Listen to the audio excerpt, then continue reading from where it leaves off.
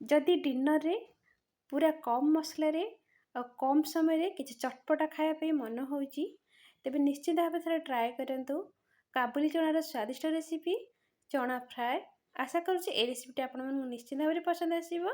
नमस्कार, रोज ओडिया किचन को आपण स्वागत। प्रथमे एठी मु काबुली बुट को बा काबुली चना को कौन करी ना 6-7 घंटा पानी में भिजई थी।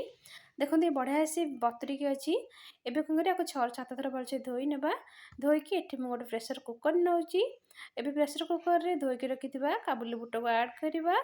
आउ आपणक हिसाब रे आपण जेतिकी काबुली बुट नहीं परिबा काबुली चना नहीं परिबे। एठी मु गोटे कप बुट नेइथिली मापिगिरी से अनुसार 1.5 कप पानी मु एठी देइची। आपण गिना रे हो ग्लास रे हो किंबा कप रे हो गोटे मेजरमेंट कर देबे। सेइथरे ही मापिकी आपण जेतिकी नेबे तार हाफ टिके अधिक पानी देबे। एबे एथरे हम स्वाद अनुसार लूण नबा, गोटे छोट चमच हल्दी पाउडर। एबे हम प्रेशर कुकर को मीडियम लो फ्लेम रे बसैकी सेथिरे 6-7टा सीटी आसीबा दबा। एबे गैस को बंद करिकी एक्स्ट्रा बाष्प गुरा तार बाहर कर नबा।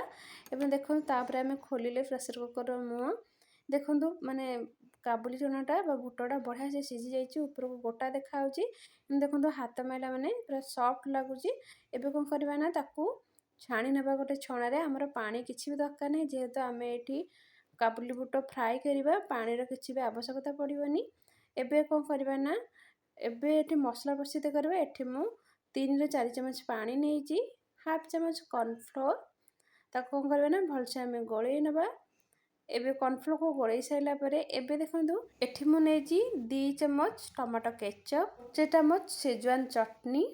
आको देले तार टेस्ट बहुत बढ़िया आसीबो। एठी मु नेइची हाफ चम्मच चिली सॉस। आपण चाहिले चिली सॉस रो क्वांटिटी आपण के हिसाब रे कम बेसी करि परिबे।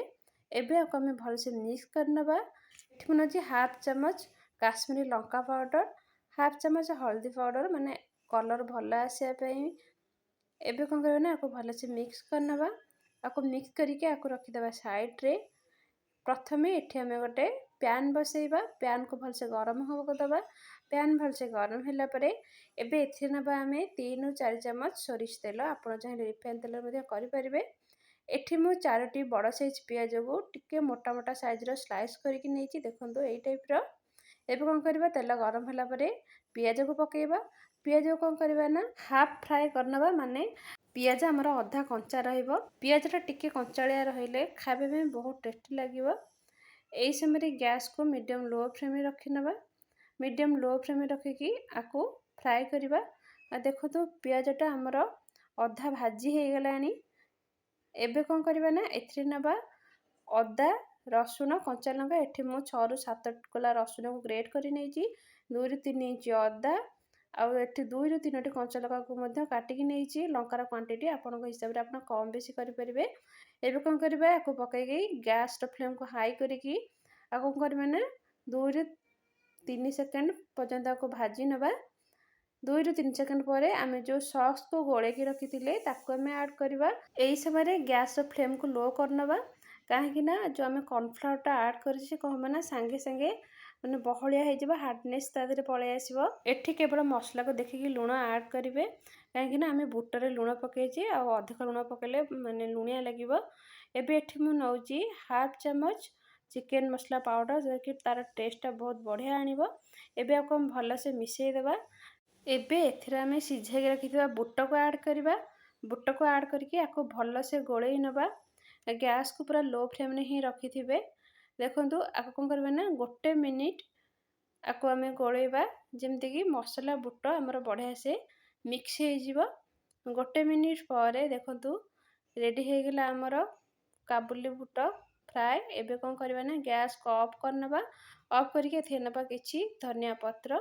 आको आपण गरम गरम रोटी सहित खांतु, परोटा सहित खांतु, पिठा सहित खांतु किंबा पूरी सहित खांतु। ये सब थरे बहुत टेस्टी लागिबो।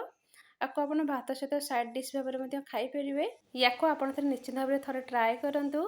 फैमिली फ्रेंड्स समस्त सहित निश्चित भाबरे शेयर करंतु। केमति लागुछि मते कमेंट करके जणातु। रहुछि नमस्कार। पुणी देखाबा आ गोटे नुवा वीडियो रे। जदि आम रेसिपीटी आपण मानक पसंद आछि तेबे आम चैनल को लाइक शेयर सब्सक्राइब को जमी भूलिबेनी। से पर्यंत समस्त दिन शुभ रहे। भगवान समस्त को भल रखि थांतु।